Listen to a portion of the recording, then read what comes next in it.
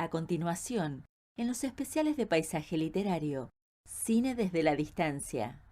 ¿Cómo les va, gente? Espero que estén todos muy bien. Estamos en otro especial de Cine desde la Distancia. Les tengo una mala noticia y una buena. Primero la mala, la buena se las voy a decir más adelante. La mala es que Rosy no va a estar en este especial. La tenemos de vuelta enferma, está teniendo varios inconvenientes. Vamos a ver si le renovamos el contrato o no para el año que viene. Pero lo cierto es que hoy me van a tener a mí, pero después les comento algo más. Primero y principal, lo que les voy a decir es que la película de la que vamos a estar hablando hoy es The Shining, más conocida como El Resplandor, película de 1980 y que con un presupuesto de 19 millones de dólares, más o menos por ahí, tuvo una recaudación de 44 millones de dólares, más de 44 millones. Esto en su estreno. Lógicamente que han pasado los años, se ha vuelto una película de culto y ha seguido recaudando a más no poder.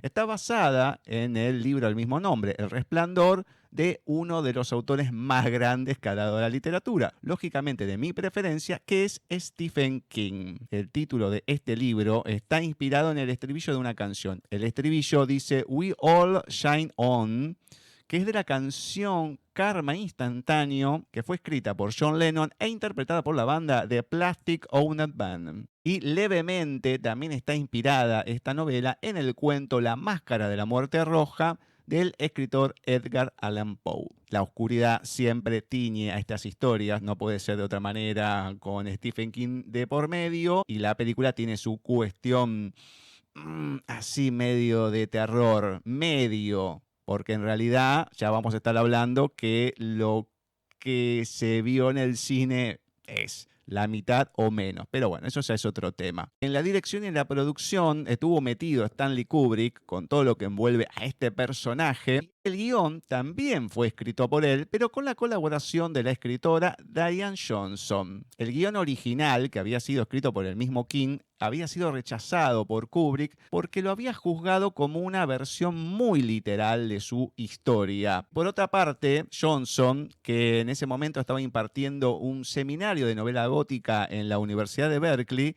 le parecía una opción que encajaba mejor la de Kubrick que la de King. Pero el tema de fondo era que Johnson despreciaba la literatura de King. Poco tiempo después del estreno, la guionista dio una entrevista a la revista parisina Positive y lo que declaró fue esto. Entre nosotros, The Shining, la novela, no forma parte de la gran literatura. Da miedo, es eficaz y funciona, sin más. Pero precisamente es interesante ver cómo un libro bastante malo puede ser también muy eficaz. Es bastante pretencioso, pero también es cierto que se tienen menos escrúpulos a la hora de destrozarlo. Una es consciente que no se está destruyendo una gran obra de arte. La verdad, después uno pregunta por qué King se ensaña tanto con esta versión. Acá tenemos uno de los claros ejemplos. También si hablan así de tu obra, lo que menos podés hacer es destrozar después lo que salga. No importa. Kubrick, por su parte, que no se quedaba atrás, estaba un poco más entusiasmado con el manuscrito. Decía que era la primera vez que se leía una novela completa hasta el final, una novela de las que le enviaban para hacer una película. Comentaba que se había visto absorto en la lectura y le pareció que su trama, ideas y estructuras eran mucho más imaginativas de lo habitual en el género del terror.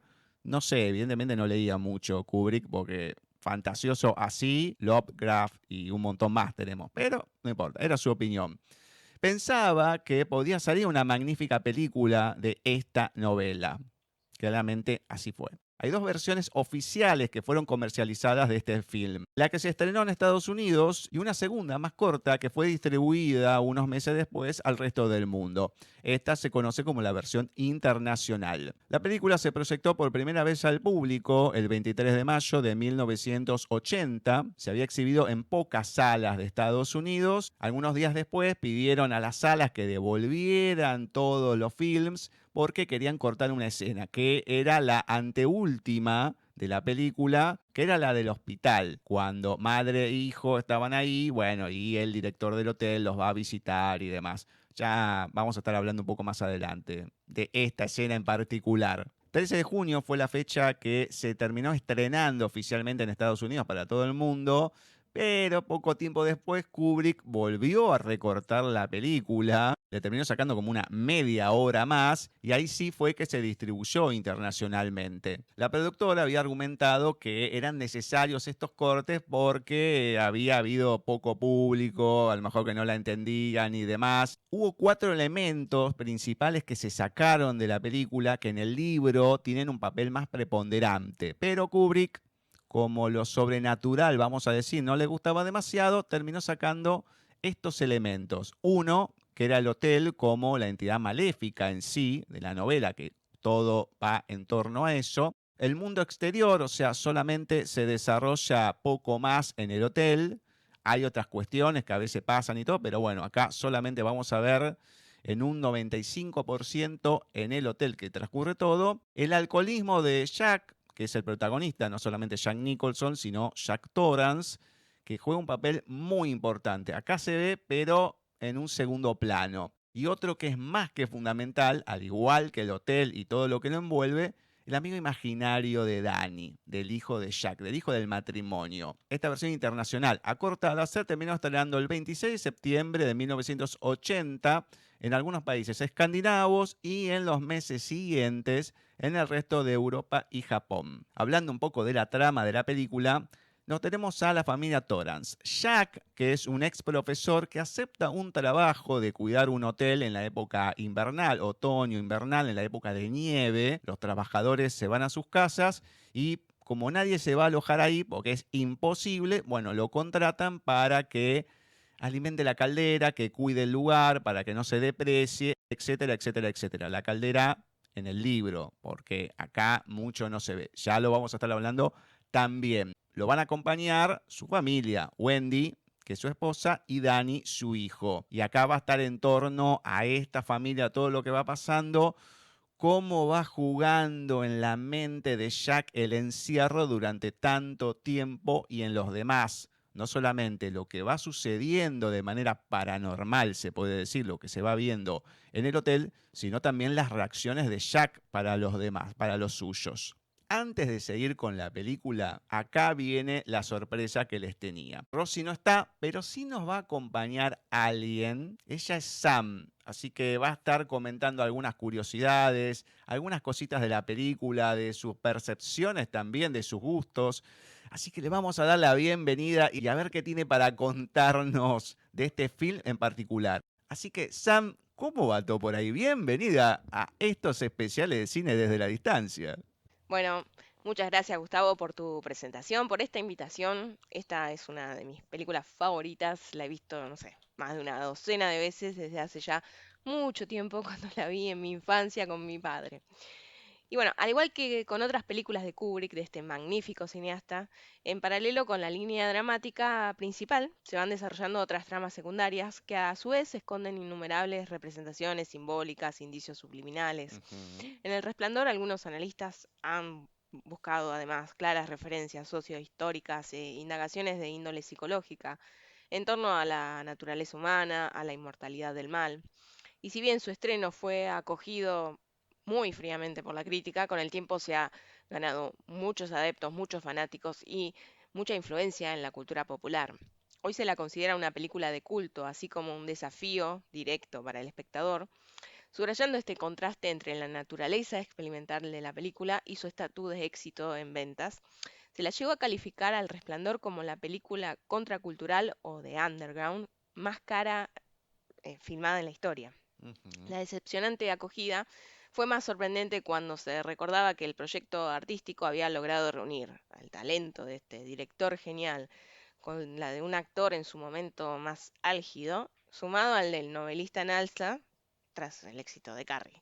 30 años después, Martin Scorsese la elevó al puesto 7 entre las 11 mejores películas de terror de todos los tiempos. Y ya en el 2018 la película fue considerada por la Biblioteca de Congreso de los Estados Unidos como cultural, histórica y estéticamente significativa y seleccionada para su preservación en el National Film Registry. Vamos a hablar sobre los papeles principales de este reparto de la película. No hay muchos actores, sí, secundarios aparecen, capaz que alguno ni habla, pero sí de los principales. Para el primero, el de Jack Torrance, Kubrick había considerado varios nombres para este papel. El primero de ellos había sido Robert De Niro, que fue totalmente descartado después de verlo en la película Taxi Driver, porque era demasiado histriónico para el papel. Después estaba Robbie Williams, también descartado porque al verlo en la serie de Mork y Mindy, le pareció demasiado poco expresivo. Si había una persona expresiva, era Robbie Williams. No sé si a lo mejor en ese momento, pero para Kubrick no era suficiente. Y también pensó en Harrison Ford, que no quedó. Por su parte, Stephen King renegaba de Jack Nicholson porque había filmado la película Alguien voló sobre el nido de Cuco, acá se llamó Atrapado sin salida, y lo que él consideraba era que el espectador, que el público lo iba a considerar como una persona inestable desde el primer momento, cosa que está en lo cierto, yo lo considero de esa manera. Y los que había propuesto Stephen King habían sido Michael Moriarty, a John Boyd o Martin Sheen, que para él iban a representar más el papel de un individuo corriente que se ve de a poco cómo se va a ir volviendo loco, cómo la locura lo va a ir tomando a medida que van pasando las situaciones. Wendy Torrance. Aunque en un principio Jack Nicholson sugirió a Jessica Lange para encajar mejor en la personalidad de la Wendy del libro de Stephen King, finalmente Shelley Duvall supo muy pronto que ella iba a ser la elegida para este papel. A diferencia del personaje de la novela, la Wendy del film iba a tener una personalidad más vulnerable, iba a ser más débil de carácter y más sumisa hacia su marido. Según la interpretación sociológica que se hace de esta película, Kubrick quiso remarcar con más crudeza el machismo como una de las manifestaciones de las relaciones de poder entre amo y criado. Y para forjar este carácter y darle más credibilidad a lo largo del rodaje, el director la presionó hasta el límite, llegando incluso hasta humillarla ante todos los compañeros. Se dice que la escena del bate del béisbol, en esa escena ella va retrocediendo por la escalera ante el ataque de su marido, entre paréntesis, una de las secuencias que más tomas ha exigido nunca por parte de un director de cine, pero ella no estaba representando a una mujer asustada. Shelley estaba literalmente aterrada. Por otra parte, lo tenemos a Danny Torrance, el hijo, y el candidato inicial para representar este papel, el candidato de Kubrick, fue Kerry Gaffey, que había participado en la película de Encuentro Cercano del Tercer Tipo, pero los padres del actor lo impidieron porque decían que era una película demasiado pesada, truculenta, terrorífica para un niño. A lo largo de 6 meses se terminaron entrevistando a 5.000 chicos, 5.000 niños. Estas pruebas habían tenido lugar en Chicago, Denver y Cincinnati. Y esto porque quería que el acento que tuviese el chico estuviese a medio camino del de Jack Nicholson y de Shelley Duvall. Durante todo el proceso de filmación terminó siendo muy protegido por Kubrick y de hecho el pequeño actor siempre pensó que estaba protagonizando una película de drama, no una de terror. Danny Lloyd, que fue finalmente el que terminó personificando a Danny Torrance, tras el film de 1982, la autobiografía de Gordon Liddy, abandonó la actuación. No menos importantes son los papeles secundarios. En la decisión de elegir para el papel de Dick Halloran al actor Scatman Crothers, fue determinante la recomendación de Jack Nicholson, quien había compartido reparto con él en Atrapado sin salida, o su título original en inglés, One Flew Over the Cuckoo's Nest. Para Delia Beldam, la joven de la bañera, y Billy Gibson, la anciana de la bañera, esta fue la única película en la que participaron, al igual que las hermanas gemelas Lisa y Louise Burns, quienes no volvieron a actuar en ninguna otra película. Otro dato curioso sobre Lisa y Louise es que son gemelas idénticas. Sin embargo, tanto en el libro como en el guión eran simplemente hermanas. En la escena de la entrevista, el personaje Stuart Altman comenta que las edades de las niñas eran entre 8 y 10 años. A juzgar por la forma de posar ante la cámara y por sus vestuarios, algunos biógrafos y críticos han sugerido que el director se habría inspirado en la fotografía Identical Twins de Roselle, New Jersey de 1967, tomada por la reconocida fotógrafa Diane Arbus, una antigua compañera del New York Bronx. Sin embargo, la viuda de Kubrick manifestó que esta estética elegida no tenía ninguna relación directa con esa fotografía. Luego tenemos a Barry Denen, que tiene un papel muy limitado como ayudante del señor Altman y en la versión corta sin ningún diálogo. y Anne Jackson, la pediatra que atiende a Danny, y Tony Burton, que tampoco aparece en la versión internacional, aunque ambos figuran en los créditos iniciales. Y finalmente tenemos a un actor invitado que con una enorme herida en la cabeza brinda diciendo, bonita fiesta, ¿verdad? Bueno, ese es Norman Gay, director de la película El Exorcista. ¡Ay, Dios mío, qué reparto que había ahí, ¿eh? Qué cantidad de monstruos, por decirlo de alguna manera suave, vamos a decir. Antes de estrenar esta película de Resplandor, las 4 cintas anteriores de Stanley Kubrick habían sido nominadas por lo menos en alguna categoría al Oscar. Esas películas fueron Teléfono Rojo, Volamos hacia Moscú de 1964, 2001, Una Odisea en el Espacio de 1968, La Naranja Mecánica de 1971 y Barry Lyndon de 1975. Kubrick aceptó dirigir la película, pero la condición, más allá de elegir el protagonista, era poder cambiar la novela de King. Lógicamente el escritor no estaba muy de acuerdo con esto y nunca ocultó que el resultado final de la película no le había gustado, que era despreciable. Hasta llegó a acusar a Kubrick de no entender las reglas básicas del terror y sí, claramente. Ahora, la adaptación que se hizo de la continuación de este libro, que es Doctor Sueño, sí fue del gusto de Stephen King y dio todo su apoyo y demás. El Resplandor fue la cuarta película que se filmó usando un sistema totalmente novedoso para aquellos tiempos, la Steadicam. Es un estabilizador para la cámara con forma de brazo recto que evita que la imagen tiemble mientras el operador sigue al objeto. El Steadicam era una excelente alternativa al aparatoso y carísimo Traveling, ya que se obtenían movimientos mucho más complejos a un menor costo. Su creador, Garrett Brown, ante el desafío que suponía el proyecto de Kubrick para probar su invento, se encargó personalmente de la extenuante tarea de, por ejemplo, perseguir a Danny a muy corta distancia por los pasillos del hotel, a bordo de su triciclo, con giros incluidos, todo esto en compañía del técnico de sonido y del primer técnico auxiliar de cámara. La cámara debía desplazarse al ras del suelo, adaptarse muy rápido a diversas alturas, saltar sobre alfombras, caer sobre el parqué, y para todo esto diseñó un carro empujado, o en las tomas hacia atrás iba arrastrado por él mediante un sistema articulado. Según dijo el propio Brown, la posibilidad que tuvieron de rodar con este sistema influyó de forma muy positiva en todo lo que fue la planificación de producción. Vamos a darle paso a la trama ya de la película. Mientras se ve una toma aérea de Jack Torrance que va manejando hacia su entrevista con el director del hotel, escuchamos la música que nos da un cierto quickie, nos da un poco de miedito. El tema en cuestión no es muy moderno que digamos, se llama Día de la Ira, que es un himno en latín fechado en el siglo XIII. Está atribuido al monje franciscano Tomás de Celano y relata el juicio final. Hay que tener en cuenta que había sido pensado para que suene en la misa de difuntos. Por eso tiene esa pesadez que le escuchamos. También lo vamos a encontrar en diversas películas. Por ejemplo, en los instantes previos a la muerte de Mufasa, en la película del Rey León de 1994. También en la película del Señor de los Anillos, la primera, La Comunidad del Anillo, en 2001. Qué bello es vivir, de 1946. Así como en varias de las películas de las Guerras de las Galaxias, de la saga de Star Wars. La escena siguiente a esta primera de la música y la toma aérea es la de Jack que va a hablar con el director del hotel, el señor Stuart Allman. En un tiempo simultáneo, aunque la escena la vemos después, está Danny con su madre, con Wendy, mientras están en la cocina de la casa y escuchando ahí medio de fondo al correcaminos, si en verdad desea pasar todo el invierno en el hotel. Ella le contesta que sí, pero ahí hay una pequeña duda. Vamos a ver qué pasa en esta primera escena que les vamos a compartir. Siempre cuesta un poco hacer nuevos amigos. Sí, supongo. ¿Y qué dice Tony? Él también querrá ir al hotel, supongo. No, yo no, señora Torrance.